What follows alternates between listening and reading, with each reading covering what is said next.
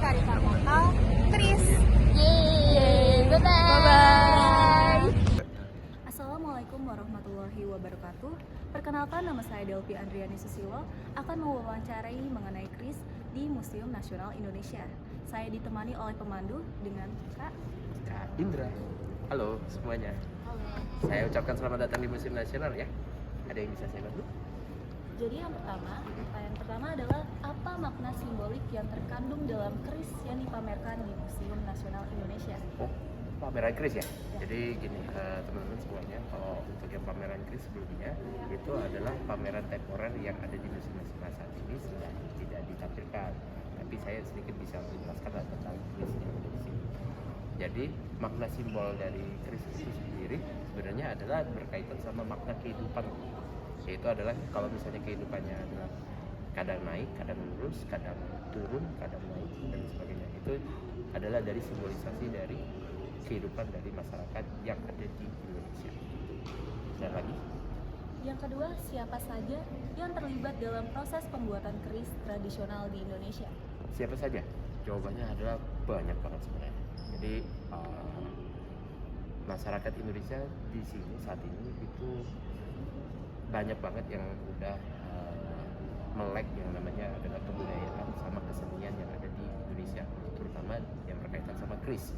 Nah, kebetulan keris yang ada di sini itu kebanyakan berasal dari tanah Jawa Timur, Jawa Tengah, lalu ada yang dari Sumatera, ada yang dari Bali, terus ada yang dari Bugis Makassar, sama dari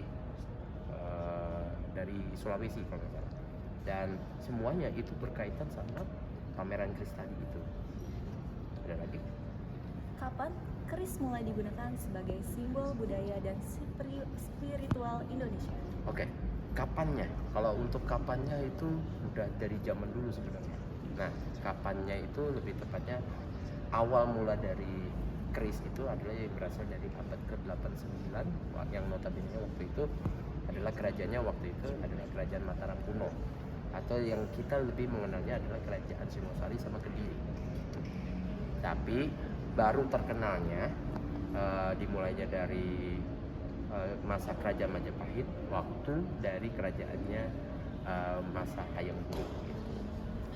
Jadi baru setelah itu menyebarlah paham-paham yang tentang senjata-senjata yang berkaitan sama senjata, terutama dari senjata tajam. Itu mulainya dari Mataram kuno, tapi terkenalnya Majapahit. Ada pertanyaan lagi?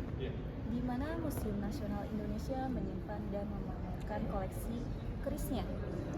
Di mana? Jawabannya saya bisa bilangnya adalah di ruang penyimpanan atau gudang penyimpanan yang ada di Museum Nasional. Tapi kalau untuk lokasinya, mohon maaf saya nggak bisa bilang karena itu adalah tempat lokasi rahasia dari koleksi museum yang ada di sini. Mohon maaf ya. Ada pertanyaan lagi?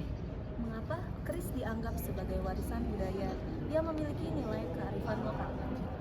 Jawabannya adalah karena ini kental sekali sama kesenian dan kebudayaan dari masa lalunya Indonesia. Lebih tepatnya adalah dari masa kerajaan Majapahit sama kerajaan Mataram kuno. Ada lagi? Bagaimana proses pembuatan keris sehingga memiliki filosofi yang mendalam dalam budaya Indonesia? Bagaimana? Bagaimana proses pembuatan keris sehingga memiliki filosofi? Jawabannya adalah bagaimana prosesnya, cara pembuatannya ya. Sebenarnya jauh rumit, tapi secara singkat aja ya. Jadi caranya adalah keris itu dibuatnya dari 3 bahan yang berbeda, dari besi, baja, tembaga atau nikel gitu ya. Jadi tembaga atau nikel. Terus yang bahan utamanya adalah besi sama baja. Terus kebanyakan orang-orang yang bikin itu adalah harus yang namanya melakukan ritual terlebih dahulu, misalnya kayak contoh puasa dulu terlebih dahulu selama 40 hari, baru setelah itu dilakukanlah pembuatan keris itu dengan